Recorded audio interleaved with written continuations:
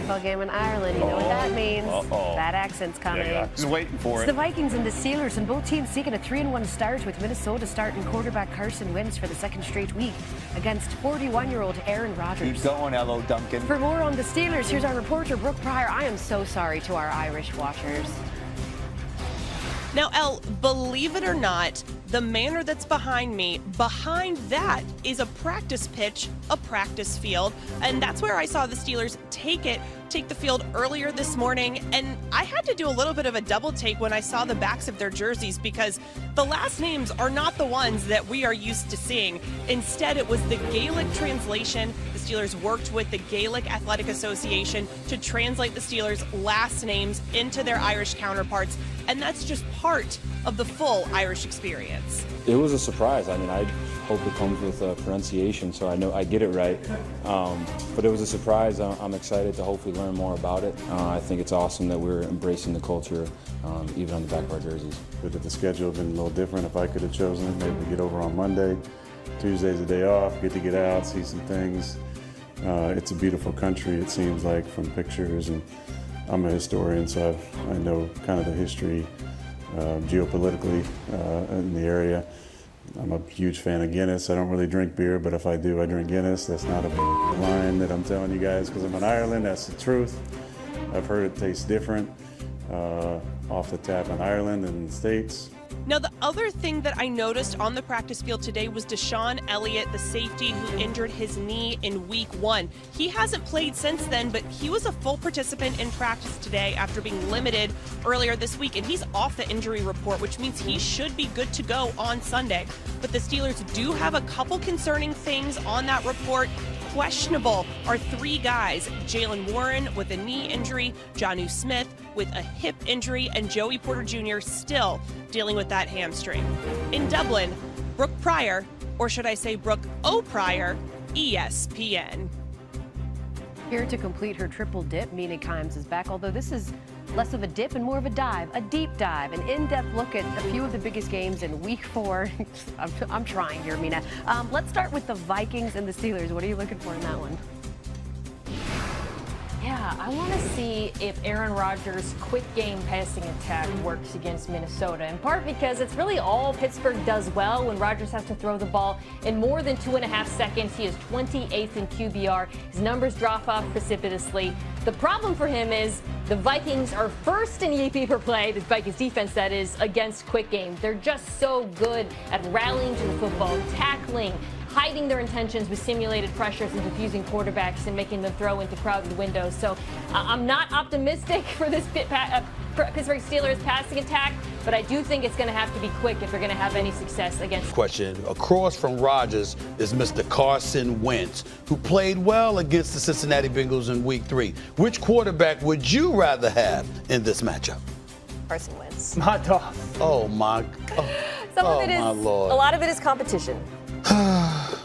Just saying that. That's a big part of it. But Aaron Rodgers hasn't played well. I feel kind of crazy hearing folks say that the Steelers' passing offense looks fine. It's not fine. It's quite bad, in fact. It's all quick game. Am I wrong? It literally is. Did you expect? I guess. Did you expect it to look better? Yeah. Really? When he's pressured, he's 28th in QBR. Yeah. When he has to hold on the football for more than 2.5 seconds, he's also 28th. He has an average depth of target of 5 yards. That is dead last in the NFL. It's fine. They should have lost, by the way, to the Patriots, who fumbled that game away. This offense isn't good enough. Right. What are you seeing? What are people seeing in this offense? They can't run the ball. Rodgers doesn't push the ball downfield very often. He doesn't. If he has to hold on the ball for more than 2.5 seconds, it's dead. I kind of think we all expected that, though. Like the Steelers' offense is operating how I expected it. Like, you're not disappointed watching the Steelers. You think this passing attack is fine? I think that's what it is. Fine. I think it's fine. Fine. Like this offense is exactly what I thought it would be.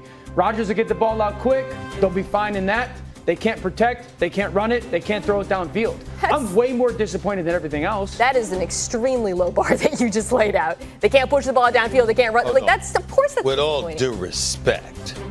Although I get what you're saying about Rodgers, and I certainly am not enamored with what I'm seeing from my Steelers right now, we're talking about Carson Wentz, Yeah. Okay? This is his 6th game in 3 years. So what he went on the field against his dad. We came into the season wondering whether or not players on the defensive side of the ball for the Cincinnati Bengals should hide their names, shouldn't put their names on the back of their jerseys because they didn't want to be associated with their defense. That's how horrid the Bengals defense was perceived as being coming into this season. Now, I know they've been a little better than horrid since we've seen them over the first 3 games or so, but here's the bottom line. You're going up against the Bengals. You passed for 173 yards, a couple of touchdowns. I mean, you want a cookie? It's Carson Wentz that we're talking about here. We're going to really sit here with a straight face and say, we'd rather have Carson Wentz than Aaron Rodgers? The Steelers defense? Stephen A. This is a tough 38 minutes for you, okay? Why? One, how is it? It's not even a conversation who would you rather have this weekend. Oh. Because who you're with is the leading angle. One, against the Vikings defense. I understand that part, but I'm just talking about the players. We get that Brian Flores and that defense is something real. Well, that's the question. But I'm just talking about in terms of their abilities. Carson Wentz compared to Aaron Rodgers, what is there to write home about Carson Wentz about? That's all I'm saying. Because I'm not playing tennis one-on-one with them.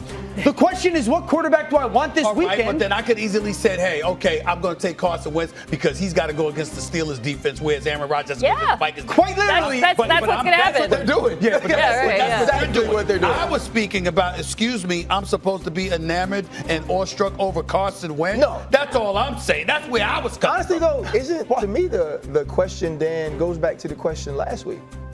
Do you want Carson Wentz or J.J. McCarthy? That's the question. That's the more debatable Nobody, question. And by the way, J.J. McCarthy wasn't much to write home about other than the fourth quarter against Chicago. Let's not be fools here. Right, and I know you watch the game the way I do. I know you watch the game the way I do. We could watch that tape. Like, that wasn't all about Carson Wentz. No. Brian Flores was amazing. Ridiculous. Isaiah Rodgers made a ton of plays. Jordan Mason ran the football, and you saw why they went out. And I'm not talking about that, but you look at that first drive, the competency, the level of professionalism, the way he went through his reads, right? Second to last drive of the first half. Got right back down there, you score again, then you open the second half with another big drive. Like, we haven't seen that team look like that offensively over a prolonged period. And so what happens is, you are right. Carson Wentz in this matchup has a better matchup than Aaron Rodgers and the Pittsburgh Steelers. Right. What happens when Carson Wentz plays well this week? Yeah. What happens when the offense looks good again this week? What happens when they win again this week? We have to have the conversation of, is it J.J. McCarthy or Carson Wentz going forward? They're having that conversation in Minnesota. I guarantee it. Yeah, I think they should. I think it's fair. You heard the way they're talking about it? I would tell you this. The biggest difference, again, Christian Darrisaw being back mattered. Yes. But Carson Wentz got rid of the ball so much faster than JJ. I love JJ. I'm a huge fan of JJ. I think he's got a very bright future. The game was too fast for him for the most part when he was in there. Carson plays well this weekend, and then I think they play in London next week against a good football team. If he plays well again the next 2 weeks, they'll have a bye after that. There is no question about it that they will have that conversation. Oh, the stuff that y'all bring up sometimes, because let me tell you something, that might be a discussion, but I find it hard to believe, and if I'm management, I got to have a discussion with my head coach,